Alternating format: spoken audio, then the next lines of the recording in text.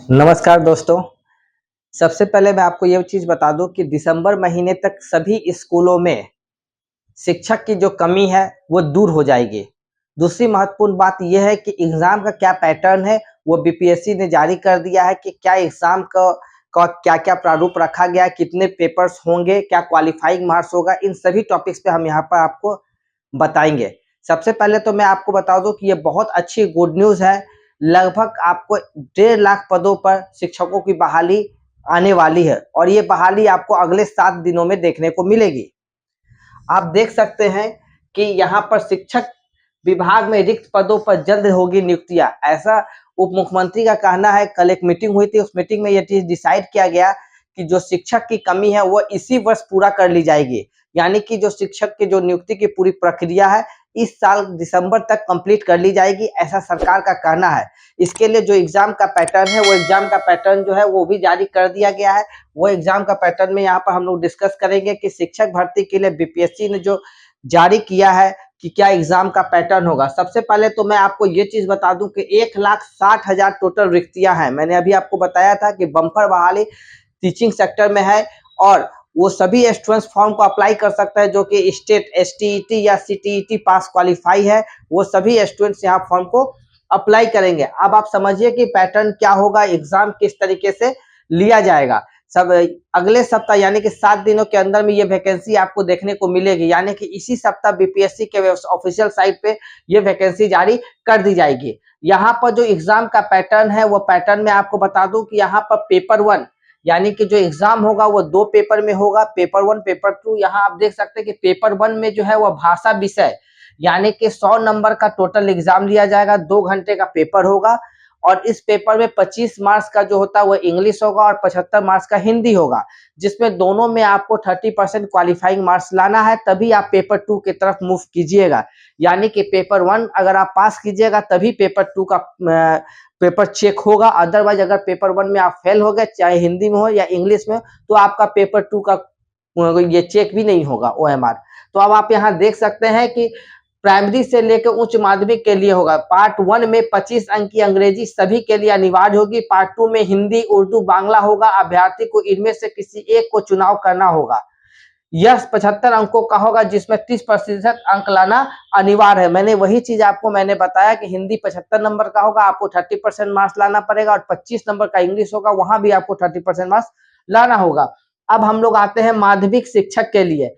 यहाँ पर आप देखिए टोटल क्वेश्चंस जो है वो 150 का है, 2 घंटे का और 150 का।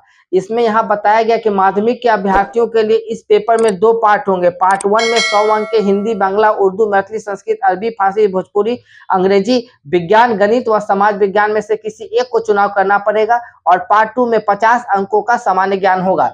यानी कि ये जो मैंने पहले बताया था वो प्राइमरी के लिए था और यहाँ पर जो है ये माध्यमिक के स्टूडेंट्स के लिए बताया गया है कि आपको 100 नंबर का हिंदी, इंग्लिश इस तरीके से और पार्ट 2 50 नंबर का होगा, वो सामान्य ज्ञान के रूप में होगा।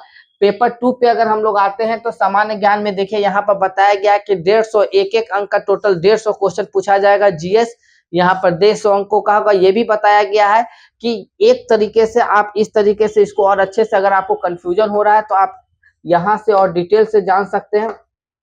ये जो पार्ट दिया गया है आपको, ये आपको प्राइमरी के केस में दिया गया है। यानी कि प्राइमरी का जो पेपर 1 भाषा विषय और सामान्य अध्ययन पेपर 2, यानी कि 1 से 5 तक के स्टूडेंट्स अगर टीचर बनना है तो उनको 2 पेपर का एग्जाम देना पड़ेगा, पेपर 1 और पेपर 2। पेपर 1 में 25 नंबर का इंग्लिश होगा और और आपको 75 नंबर का हिंदी होगा। हिंदी के अलावा उर्दू और बांग्ला भी आप ले सकते हैं। इसमें आपको 30% मार्क्स सेपरेट लाना पड़ेगा। उसके बाद पेपर 2 होगा। पेपर 2 में टोटल 150 अंकों का जीएस होगा। जीएस के अंदर में क्या क्या आता है? मैथ्स आता है, मेंटल एबिलिटीज आएगा, सामान्य जागरूकता, सामान्य विज्ञान, सोशल साइंस, भारतीय राष्ट्रीय आंदोलन, भूगोल, पर्यावरण से प्रश्न और सभी प्रश्न प्राथमिक के पाठ्यक्रम से होंगे। यानी कहने का था ये आपका पूरा प्राइमरी का है जहां पर सबसे ज्यादा नंबर ऑफ सीट्स निकाला जा रहा है। दूसरी चीज मैं बता दूं कि माध्यमिक शिक्षक और उच्च माध्यमिक शिक्षक के लिए क्या किया गया है। यहाँ पर पार्ट 1 में आपको 100 अंक रखा गया है जिसमें हिंदी, बांग्ला, उर्दू, मैथिली रहेगा और पार्ट 2 में आपको 50 नंबर का जो है वो आपको बताया गया है कि वो आपको सामान्य ज्ञान होगा। इसी तरीके से जो है इसी तरीके से आपका यहाँ पर देखिए, यहाँ पर आपको उच्च माध्यमिक शिक्षक के लिए दिया गया है। यहाँ भी टोटल 150 अंकों का एग्जाम है, जिसमें 100 नंबर का एग्जाम जो है आपका वो भाषा के अलावे भौतिकी, केमिस्ट्री, बायोलॉजी, जूलॉजी, यानी कि यहाँ पर सब कुछ पूरा डिटेल से बताया गया है कि कहाँ से कितने क्वेश्चन पूछे जाएंगे। ये उच्च माध्यमिक के केस में है, ये माध्यमिक के केस में है, और ये आपको प्राइमरी के केस में है।